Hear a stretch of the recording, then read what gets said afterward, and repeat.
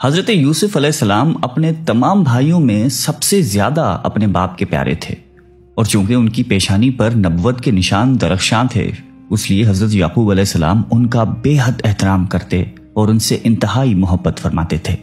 7 برس کی عمر میں حضرت یوسف علیہ السلام نے یہ خواب دیکھا کہ 11 ستارے اور چاند سورج ان کو سجدہ کر رہے ہیں۔ حضرت یوسف علیہ السلام نے جب اپنا خواب اپنے والد ماجد حضرت یعقوب علیہ السلام کو سنایا تو آپ نے ان کو منع فرمایا کہ پیارے بیٹے، خبردار، تم اپنا یہ خواب اپنے بھائیوں سے مت بیان کرنا، ورنہ وہ لوگ جذبہ حسد میں تمہارے خلاف کوئی چال چل دیں گے۔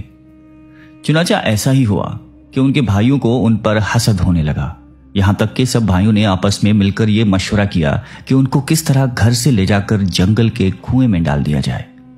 اس منصوبے کی تکمیل کے لیے سب بھائی جمع ہو کر حضرت یعقوب علیہ السلام کے پاس گئے اور بہت اصرار کر کے شکار و تفریح کا بہانہ بنا کر ان کو گھر سے کاندھوں پر بٹھا کر لے چلے، لیکن جنگل میں پہنچ کر دشمنی کے جوش میں ان کو زمین پر پٹخ دیا اور سب نے بہت زیادہ مارا۔ پھر ان کا کرتا اتار کر اور ہاتھ پاؤں باندھ کر ایک گہرے کنویں میں گرا دیا، لیکن فوراً ہی حضرت جبرائیل علیہ السلام نے کنویں میں تشریف لا کر ان کو غرق ہونے سے اس طرح بچا لیا کہ ان کو ایک پتھر پہ بٹھا دیا اور ہاتھ و پاؤں کھول کر تسلی دیتے ہوئے ان کا خوف و ہراس دور کر دیا۔ حضرت یوسف علیہ السلام کے بھائی آپ کو کنویں میں ڈال کر آپ کے پیرہن کو بکری کے خون سے لت پت کر کے اپنے گھر کو روانہ ہوئے اور مکان کے باہر ہی سے چیخیں مار کر رونے لگے۔ حضرت یعقوب علیہ السلام گھبرا کر گھر سے باہر نکلے اور رونے کا سبب پوچھا کہ تم لوگ کیوں رو رہے ہو؟ کیا تمہاری بکریوں کو کوئی نقصان پہنچا ہے یا پھر؟ حضرت یعقوب علیہ السلام نے دریافت کیا کہ یوسف کہاں ہے؟ میں اس کو نہیں دیکھ رہا ہوں۔ تو بھائیوں نے روتے ہوئے کہا کہ ہم کھیلتے ہوئے ذرا دور نکل گئے اور یوسف علیہ السلام کو اپنے سامان کے پاس بٹھا دیا تو ایک بھیڑیا آیا اور بھائی کو کھا گیا۔ یہ ان کا کرتا ہے۔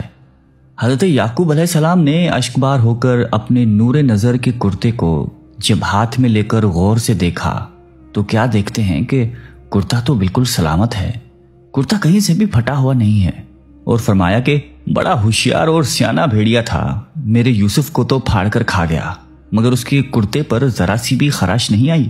تو آپ نے صاف صاف فرما دیا کہ یہ سب تم لوگوں کی من گھڑت کہانی اور فریب ہے۔ پھر آپ نے دکھی دل اور درد بھری آواز میں فرمایا کہ اب تو میرے لیے صبر ہی بہتر ہے، اور جو باتیں تم بنا رہے ہو ان پر اللہ ہی کی مدد درکار ہے۔ حضرت یوسف علیہ السلام 3 دن اس کنویں میں تشریف فرما رہے۔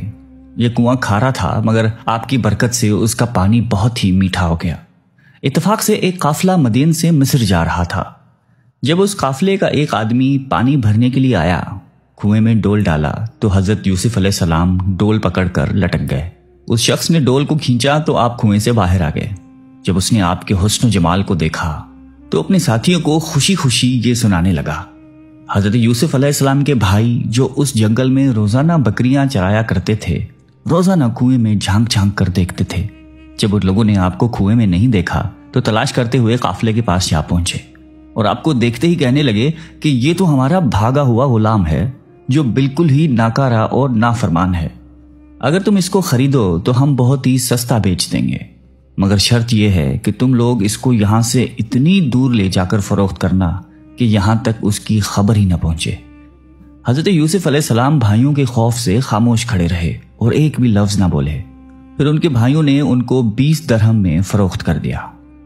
حضرت یوسف علیہ السلام کو خرید کر کے قافلہ مصر کو چلا۔